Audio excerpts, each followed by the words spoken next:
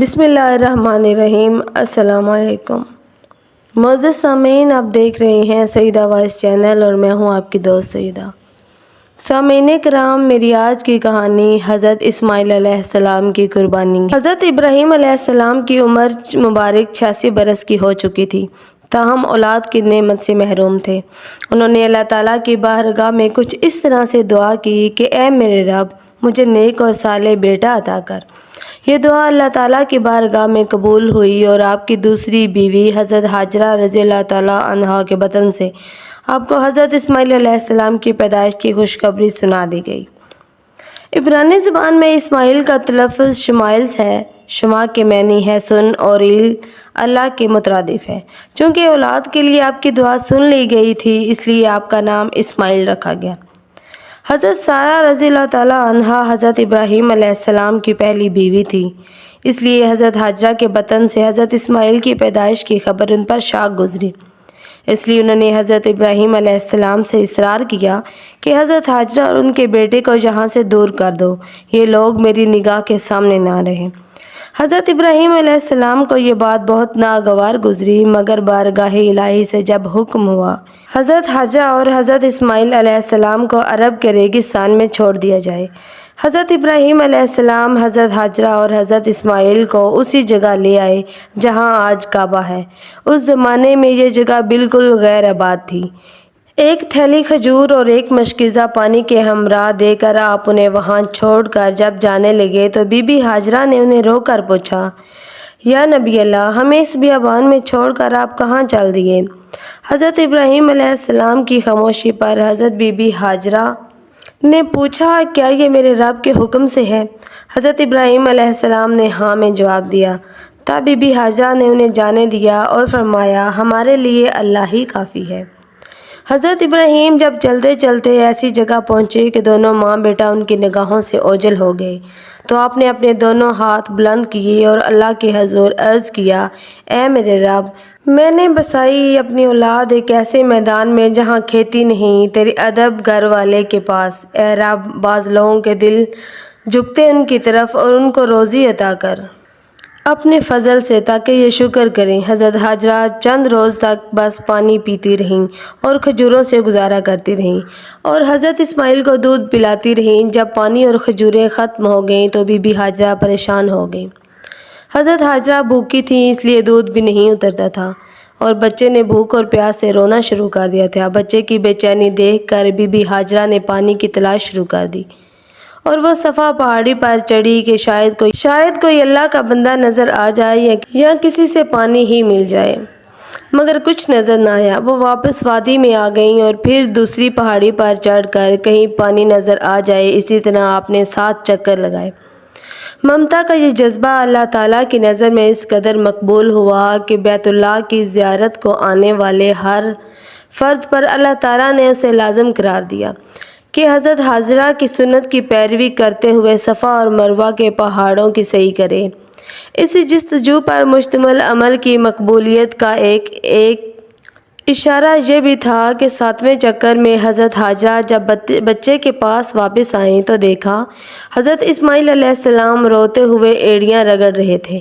وہاں سے پانی کا چشمہ جاری ہو گیا اور یہ چشمہ آج بھی موجود ہے اور ہم لوگ اسے آب زمزم کے نام سے جانتے ہیں۔ ہزاروں سال گزرنے کے بعد بھی اسی چشمے کا پانی اسی طرح جاری و ساری ہے۔ اللہ تعالیٰ نے اس میں مخلوق کے لیے شفا رکھی ہے۔ حضرت ہاجرہ یہ معجزہ دیکھ کر بے حد خوش ہوئیں اور اللہ تعالیٰ کا شکر ادا کرنے لگیں۔ اس کے بعد آپ نے بچے کو پانی پلایا اور خود بھی مستفید ہوئیں۔ اسی وقت اللہ تعالیٰ کی طرف سے ایک فرشتہ نازل ہوا اور ان کی طرف سے وعید سنائی کہ آپ خوفزدہ نہ ہوں اور نہ ہی غمگین ہوں۔ اللہ تعالیٰ آپ کو اس بچے کو ضائع نہیں ہونے دے گا، کیونکہ یہ اللہ تعالیٰ کا گھر یعنی مقام بیت اللہ ہے۔ اس کو اس بچے اور اس کے باپ نے تعمیر کرنا ہے۔ کچھ عرصے کے بعد بنو جراح نامی ایک قبیلہ پانی کی فراوانی دیکھ کر حضرت ہاجرہ کی اجازت سے یہاں آ کر آباد ہوا۔ حضرت اسماعیل علیہ السلام کا بچپن اسی قبیلے کے افراد کے درمیان گزرا۔ ابھی حضرت اسماعیل علیہ السلام بچے ہی تھے کہ حضرت ابراہیم نے خواب دیکھا کہ حضرت ابراہیم اپنے لخت جگر کو اللہ کی راہ میں قربان کر رہے ہیں۔ آپ نے مسلسل 3 راتیں ایک ہی طرح کا خواب دیکھا، لہٰذا آپ کو یقین ہو گیا کہ یہ خواب اللہ کی طرف سے ہی ہے، اور آپ علیہ السلام نے اللہ کے حکم کی تعمیل کا ارادہ کر لیا اور اپنا تمام خواب اپنے بیٹے کو سنایا۔ حضرت اسماعیل علیہ السلام سے پوچھا، میرے بیٹے، میں تمہیں اپنے خواب کے پیش نظر اللہ کی راہ میں قربان کرنا چاہتا ہوں، بتا تیری کیا رائے ہے؟ اسی پر حضرت اسماعیل علیہ السلام نے انتہائی تحمل کے ساتھ فرمایا، بابا جان، آپ اللہ کے نبی اور اس کے برگزیدہ بندوں میں سے ہیں، آپ بے فکر ہو کر اللہ کے حکم کی تعمیل کیجیے، انشاءاللہ آپ مجھے انتہائی صبر والا پائیں گے۔ چنانچہ یہ دونوں اللہ کے بندے حکم خداوندی کی غرض سے گھر سے نکل کھڑے ہوئے۔ روایات میں آتا ہے کہ ابلیس نے انہیں ناکام بنانے کے لیے کئی طریقے اپنائے۔ سب سے پہلے وہ بی بی ہاجرہ کے پاس پہنچا اور انہیں بتایا کہ حضرت ابراہیم اپنے بیٹے کو اللہ کی راہ میں قربان کرنے چل پڑے۔ اس پر بی بی ہاجرہ نے فرمایا، ہماری اکلوتی اولاد ہے اسماعیل، حضرت ابراہیم ایسا نہیں کر سکتے۔ پھر ابلیس نے کہا، وہ اللہ کے حکم سے اس کو ذبح کرنے جا رہے ہیں۔ اس پر بی بی نے فرمایا، اگر یہی میرے خالق کی رضا ہے تو میں اس پر راضی ہوں۔ جب یہاں ابلیس کے سارے وار ناکام ہو گئے تو اس نے حضرت ابراہیم کو اکسانے کا ارادہ کیا۔ ان کے دل میں باپ کی شفقت کو ابھارنے لگا اور کہا، اے ابراہیم، اسماعیل آپ کی اکلوتی اولاد ہے، آپ عمر رسیدہ ہیں اور انہی سے آپ کی نسل ہے اور آپ اسی کو قربان کرنے جا رہے ہیں۔ اسی پر حضرت ابراہیم علیہ السلام نے جواب دیا، مجھے میرا بیٹا اللہ نے دیا ہے اور یہ میرے پاس اللہ کی امانت ہے، میں اللہ کے حکم پر راضی ہوں، وہ جسے چاہے حکم دے، ہم اس کے تابع فرمانبردار ہیں۔ آپ کے جواب سے ابلیس کو سخت مایوسی ہوئی، لیکن اس نے آپ کو بہکانے کی اپنی ناکام کوشش جاری رکھی، حتیٰ کہ اس نے حضرت اسماعیل کو بھی بہکایا، لیکن وہ بھی اپنے مقصد پر ڈٹے رہے۔ حضرت اسماعیل علیہ السلام نے فرمایا، میں اپنے رب کی رضا میں راضی ہوں، میرے رب نے میرے بابا کو براہ راست میری قربانی کا حکم خواب میں دیا ہے، اور انبیاء کرام کے خواب سچے ہوتے ہیں۔ کہا جاتا ہے کہ ابلیس نے انہیں 3 مرتبہ قربان گاہ جانے کی راہ میں حائل ہونے کی کوشش کی، اور تینوں مرتبہ حضرت اسماعیل علیہ السلام اور حضرت ابراہیم علیہ السلام نے ان پر کنکر برسائے اور اسے کامیاب نہ ہونے دیا۔ یہی وہ سنت ہے جسے ہر سال حجاج کرام دہراتے ہیں، اور یہ سنت رمی کہلاتی ہے۔ بالآخر دونوں باپ بیٹا وادی صفا میں پہنچے جہاں حضرت اسماعیل کو ذبح کرنا تھا۔ تب کائنات نے وہ منظر دیکھا جو اس سے پہلے کبھی نہیں دیکھا تھا۔ زمین و آسمان ساکت ہیں، کائنات حیران ہے، فرشتے عرش سے زمین پر عجیب منظر دیکھ رہے ہیں۔ تب ہی اسماعیل علیہ السلام کہتے ہیں، ابا جان، آپ میرے دونوں ہاتھ اور دونوں پاؤں باندھ دیجئے تاکہ چھری چلاتے وقت آپ کو کوئی دقت نہ ہو، اور ابا جان، آپ مجھے زمین پر منہ کے بل لٹائیے گا تاکہ میرا چہرہ زمین کی طرف ہو۔ اگر میرا چہرہ آپ کی طرف ہوا تو کہیں آپ کو مجھ پر ترس نہ آ جائے اور آپ مجھے ذبح نہ کر پائیں۔ ابا جان، آپ اپنی آنکھوں پر پٹی باندھ لیجئے گا اور ذبح کرنے کے بعد میرا کرتا میری ماں کو دے دیجئے گا تاکہ انہیں صبر آ جائے۔ باپ نے سب باتوں پر عمل کرنے کا ارادہ کیا، بیٹے کا ماتھا چوما، پاؤں باندھے، بیٹے کو زمین پر منہ کے بل لٹایا اور چھری چلا دی، لیکن چھری نے حضرت اسماعیل کو نہ کاٹا کیونکہ اللہ کو منظور کچھ اور ہی تھا۔ حضرت ابراہیم علیہ السلام چھری چلاتے ہیں مگر چھری نہیں چلتی، آپ اور زور لگاتے ہیں مگر چھری ہے کہ چلنے کا نام ہی نہیں لیتی۔ آپ علیہ السلام چھری سے فرمانے لگے کہ اے چھری، تو کیوں نہیں چلتی؟ میرے ننھے اسماعیل کا گلا تو بہت نازک ہے، تو کیوں نہیں چلتی؟ عرش پر فرشتے خاموش، زمین پر انسان کی اللہ سے محبت کا عجیب منظر دیکھ رہے ہیں۔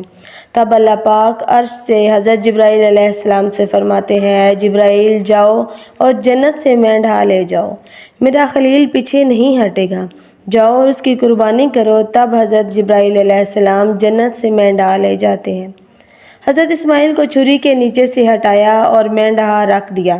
اب چھری کو چلنے کی اجازت ملی اور چھری چل گئی۔ تب حضرت ابراہیم علیہ السلام کے ہاتھوں پر گرم خون لگا اور بے ساختہ آپ کی زبان سے نکلا، اللہ اکبر، یا اللہ تیرا شکر ہے۔ مگر جب آنکھوں سے پٹی اتاری تو حضرت اسماعیل صحیح سلامت ایک طرف بیٹھے ہیں۔ حضرت ابراہیم علیہ السلام کی تابعداری اور حضرت اسماعیل کی فرما برداری بارگاہ الہی میں قبول ہوئی، اور اللہ تعالیٰ حضرت اسماعیل کو قربان ہونے سے بچا لیا، اور ان کی جگہ جس جانور کی قربانی دی گئی اس کے متعلق روایات میں آتا ہے کہ وہ جنت سے لایا گیا ایک مینڈھا تھا۔ یہی وہ قربانی ہے جس کو تا قیامت امت مسلمہ کے لیے عملی نمونہ بنا دیا گیا ہے۔ اس واقعے کا ذکر قرآن مجید میں اس طرح بیان فرمایا ہے، اور ہم نے اس کو پکارا یوں اے ابراہیم تم نے سچ کر دکھایا۔ خواب ہم یوں دیتے ہیں بدلہ نیکی کرنے والوں کو، بے شک یہی سری جانچنا اور ان کا بدلہ دیا ہم نے جانور ذبح کر کے۔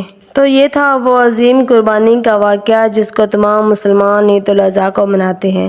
اللہ پاک ہم سب کی قربانیوں کو قبول فرمائے، آمین یا رب العالمین۔ سامعین کرام، ہماری ویڈیوز پسند آئیں تو ہمارے چینل کو سبسکرائب کیجیے، ساتھ ہی بیل نوٹیفیکیشن کو آن کیجیے تاکہ آئندہ آنے والی ویڈیوز کا نوٹیفیکیشن سب سے پہلے آپ کو ملے۔ جزاک اللہ۔